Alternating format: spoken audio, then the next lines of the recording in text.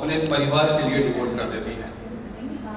और उसी में से कुछ नारियां ऐसी होती हैं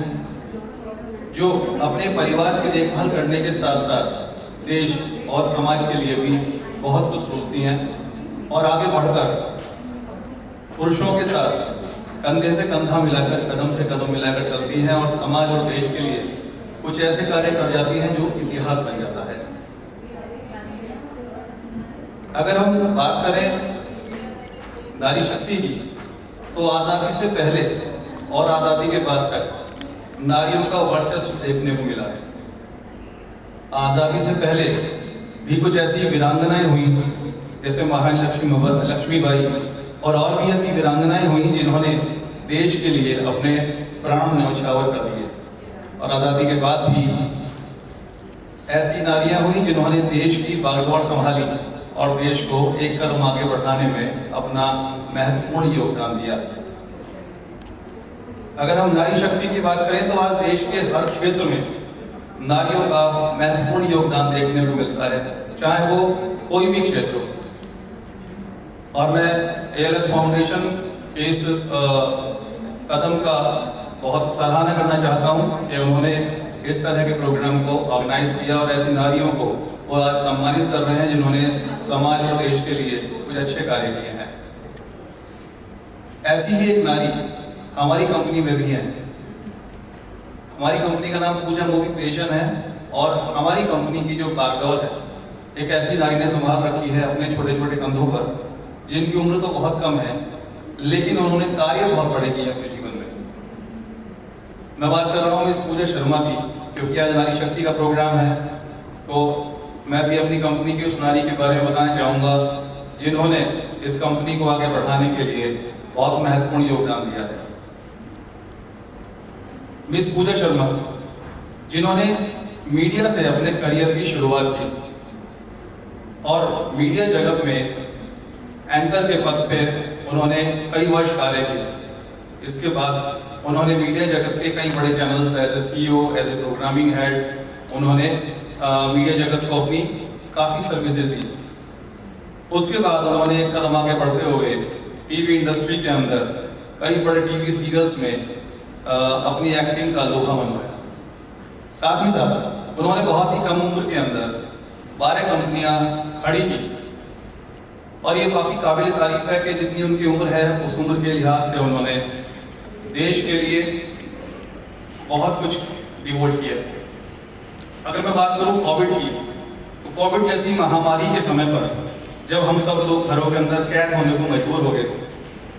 उस वक्त भी पूजा जी चुप नहीं बैठी, क्योंकि लगातार हमें न्यूज़ सुनने को मिल रही थी कि आज इतने लोग कोविड की वजह से अपनी जान गंवा बैठे हैं, आज कितने लोग जान गंवा बैठे हैं कि लोगों को कोविड हो गया है। तो पूजा जी ने डीप रिसर्च करके एक ऐसी नेचुरोपैथी मेडिसिन का इजाद किया जिसको होम रेमेडीज के थ्रू कोई भी अपने घर पे बनाकर इस्तेमाल कर सकता था। और उस होम रेमेडीज को लोगों तक पहुंचाने के लिए पूजा जी ने अपनी कुछ वीडियोस बनाई और सोशल मीडिया पे वायरल की, ताकि इस रेमेडीज का मैक्स टू मैक्स लोग फायदा उठा सकें। और हजारों लोगों ने इस मेडिसिन का फायदा उठाया,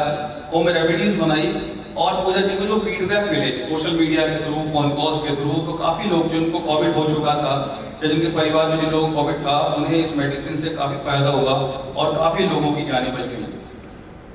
इसके साथ ही साथ जो प्रवासी थे, जो अपने गांव की तरफ रवाना हो गए थे उन दिनों,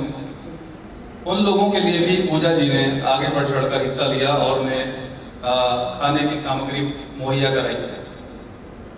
इसके अलावा पूजा जी का जो यह अभियान ही नहीं रुका, उस वक्त लाखों युवा अपनी नौकरियां गंवा चुके थे। तो पूजा जी ने ऑनलाइन इंटरव्यू के माध्यम से सैकड़ों युवाओं को अपनी कंपनी में ज्वाइन करने का मौका दिया।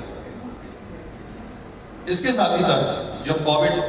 हमारे देश से अब लगभग जा चुका है, तो अभी पूजा जी स्ट्रीट बैकर्स की तरफ काफ़ी ध्यान दे रही हैं, क्योंकि हमने ये देखा कि सर्दियों के दिनों में जब हम लोग अपने घरों में रजाई में बैठे रहते हैं, उस वक्त स्ट्रीट बैगर्स किस तरह से अपना जीवन यापन करते हैं, तो अगर वो चीज़ सोची जाए तो वाकई में ये बहुत भयावह स्थिति हो जाती है। तो पूजा जी ने इस चीज़ को भी इसका भी समाधान निकालते हुए नोएडा के स्ट्रीट बैगर्स को जाकर कंबल वितरित किए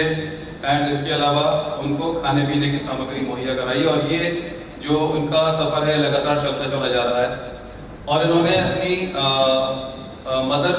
की याद में एक फाउंडेशन स्टार्ट की है, उर्मिलम्मा फाउंडेशन, जिसका उद्देश्य ही सिर्फ ये है कि जो पुअर्स हैं, जो स्ट्रीट बैगर्स हैं, उनको खाने एटलीस्ट 2 वक्त की रोटी प्रोवाइड करा देना जिसके वो हकदार हैं। क्योंकि इस धरती पर जो भी इंसान है, चाहे वो अमीर है चाहे गरीब है, 2 वक्त की रोटी पर हर किसी का अधिकार है। तो हमारी जो फाउंडेशन है उर्मिलम्मा फाउंडेशन, उसका मेन जो उद्देश्य है वो यही है कि जो गरीब है, जो स्ट्रीट बैगर्स है, उनको हम खाना मुहैया कराएं, कपड़े मुहैया कराएं, उनके बच्चों को हम शिक्षा मुहैया कराएं। तो मैं पूजा जी के इस कदम की बहुत सराहना करना चाहता हूँ, और अगेन मैं ALS फाउंडेशन को थैंक्स कहना चाहता हूँ कि उन्होंने मुझे इस प्रोग्राम का हिस्सा बनाया, मुझे मंच पर बोलने का मौका दिया। इसके लिए मैं उनके का बहुत बहुत धन्यवाद कहना चाहता हूँ, और मैं अपने शब्दों को भी विराम देना चाहता हूँ। Thank you so much.